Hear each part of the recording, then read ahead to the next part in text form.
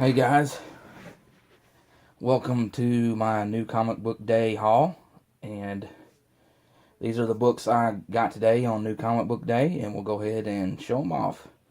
The first one I got here is American Gods from Dark Horse Comics. This is by Neil Gaiman. This is also from the based on the award-winning novel, and it's about to be a TV show. And I thought this cover was awesome. And something I wanted to check out. Never heard of it, but this may be the next best big thing going now.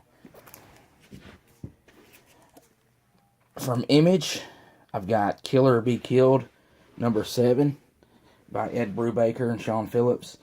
This is a great crime story, and with a little sprinkling of some supernatural elements to it.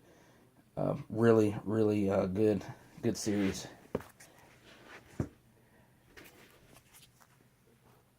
And on to DC. Wildstorm number 2. Warren Ellis and John Davis Hunt. This is Warren Ellis's revamped version of the Wildstorm property from Jim Lee. You see Grifter on the cover here. So if you're a fan of the Wildstorm books and anything from Jim Lee's Image, because I know Deathblow and some Wildcats characters are in here, this might be right up your alley.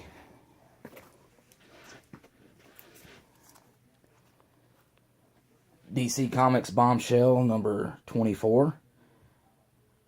This is just a series that takes place back in the 40s, and it's got all the reimagined version of the female characters that take place in that day and age. And you see Wonder Woman there on the bottom. There's I don't know, she's supposed to be, if that's Batwoman, I think that may be Batwoman. Yeah, but it's usually got some awesome covers for this every month. Green Arrow number 19, The Return of Roy Harper. Look at that Green Arrow on a horse. That's pretty cool. Superman number 19, part of the Superman Reborn storyline. This is part 3.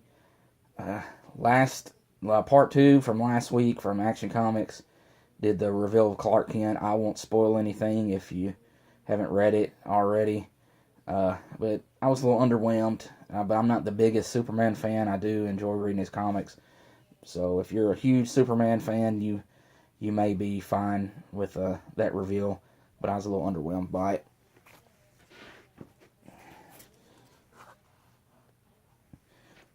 Trinity number 7. This is the monthly series that stars Batman, Wonder Woman, and Superman. Here's a cover, I guess, with the evil Trinity. Looks like Lex Luthor, Ra's al Ghul, and I'm not sure who that is up on the top. I'm sure the villain of Wonder Woman. I've been hearing a lot of people complaining about saying DC's about to start charging $3.99 for their books, and that's not entirely true. The monthly titles are going to be $3.99, but you also, I believe, you'll get a digital copy along with that issue, and the bi-weekly books that come out every 2 weeks, those will remain $2.99 for now.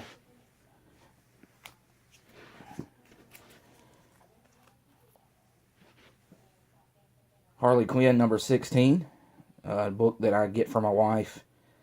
I don't care for it, but I do enjoy the covers, and there's also some really cool Frank Cho covers that I'll pick up every now and again. And I didn't get it this week, but there was an awesome Frank Cho cover that went along with this one. If you happen to see it, you'll know what I'm talking about. Nightwing number 17. This is got an evil version of Nightwing in it. I don't know what his name is. I love the Nightwing character, but I'm not very familiar with his villains just yet.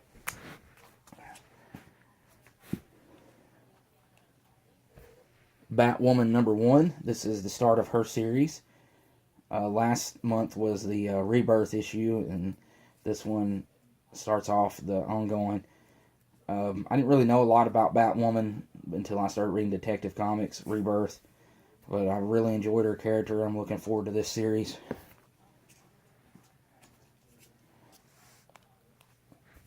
Batman #19, part of the I Am Bane story. This has been really good. I'm a big fan of Tom King, and this continues to be another awesome Batman run. I think I wouldn't say it's as great as the New 52 run, but it's different. It's not the same thing. It's not the exact same type of storytelling in it, so it's a little different. It's got that Tom King kind of pizzazz to it, but I do enjoy it. And this cover here has got a lot of the villains. Got Riddler, Two-Face, the Calendar Man, Scarecrow, Hush, and a few others. Really cool cover.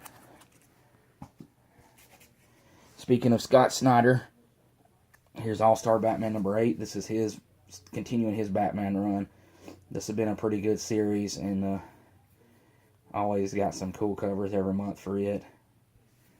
For a minute, I thought this was the return of Mr. Bloom just because of the hands and the face a little, but that appears to be the Mad Hatter because of the hat and the little tag there on it. All right, we're going to run on to Marvel now. I got a couple issues that came out last week from another store I went to today that the store I usually go to didn't have. The Venomized Captain America issue #13. And this one I really liked. The Unbeatable Squirrel Girl #18. Squirrel Girl's asleep in her bed, and her little, I can't remember her squirrel's name, but it's a venomized squirrel. Guardians of the Galaxy #18. It's another book that I get from my wife. I was reading this for about the first 10 issues, and then I stopped. I just wasn't getting into it. To me, Brian Michael Bendis is hit or miss for me. I think he's a tad bit overrated, but I'm not. He's like, to me, it's either really good or just And this was a series that was kind of just to me. But as long as my wife's reading it and she wants it, then I'll keep picking it up for her. Definitely enjoy the movie a lot better than this comic run.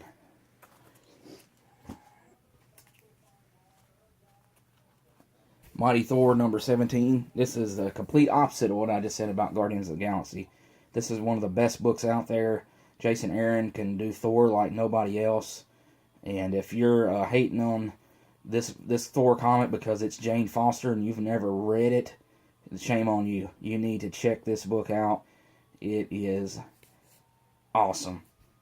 And if you were a fan of Jason Aaron's Thor God of Thunder and then you just stopped after this because it's a female Thor, you really are doing yourself, you need to do yourself a favor and go back and pick up the other Thor books and read the Jane Foster run. It's really, really awesome.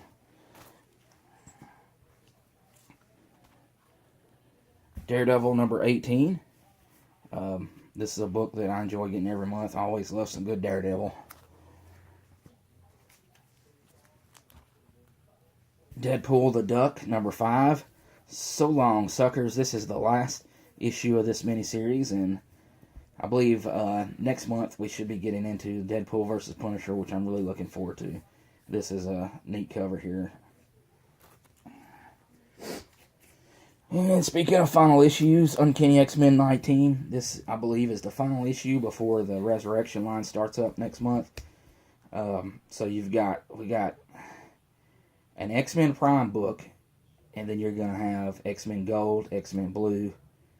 You've got Old Man Logan and All New Wolverine that's going to continue. You've got Iceman and Jean Grey are going to have their own ongoing series. Cable gets his series, which I'm very much looking forward to. Generation X is going to have one. There's going to be a book called Weapon X that stars Old Man Logan, Lady Deathstrike, Sabretooth, Domino, and Warpath. That ought to be interesting. And there's going to be a book called Astonishing X-Men by Charles Soule that's got Old Man Logan in it, Psylocke, I believe, Gambit, Rogue, Bishop, is Archangel. I'm really looking forward to that. I think that comes out in the summer.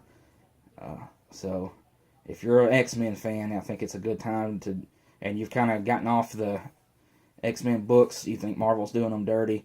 I think now's a good time to jump back on the X-Men bandwagon, because I think they're trying to get back to basics with X-Men, and 10 titles, 10 ongoing monthly titles or bi-weekly titles.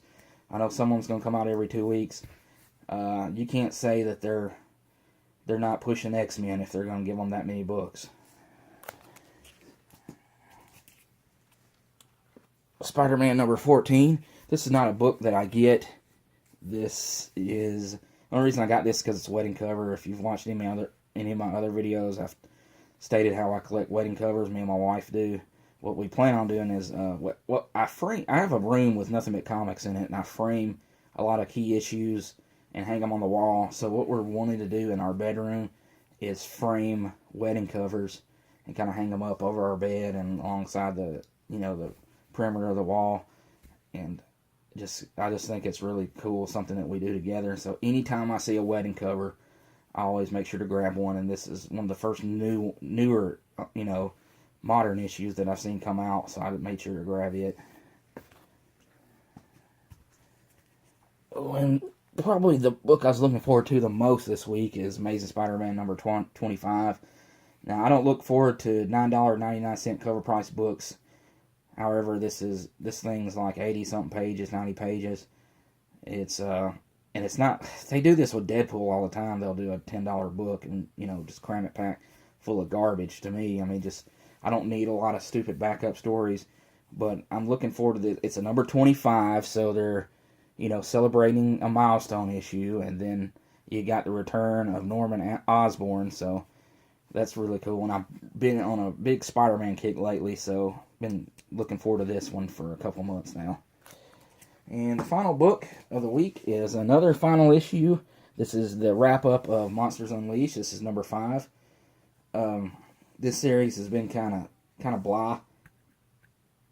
It's okay, and it's really, I mean, it's, if you like a lot of action and monsters, it's okay. It's introduced a new character that can draw. He can draw monsters and draw things, and it comes to life. He has, I guess he's an Inhuman. And there's a new series that's going to start out called Monsters Unleashed. It's going to be the boy, I forgot what his name is, and he's going to have his own team. And these may be his, because it looks like these guys are fighting with the heroes. So look, a big giant tiger, and this could be the first appearance of that team. So this might be a sought-after book if that Monsters Unleashed ongoing takes off. I don't have high hopes for it, but if it does, this might be something to seek out, Monsters Unleashed number 5. And that's all for my haul today. Friday, look for a special St. Patrick's Day haul where I'm going to highlight green-related titles, where they have green in the name, or it's green-colored heroes.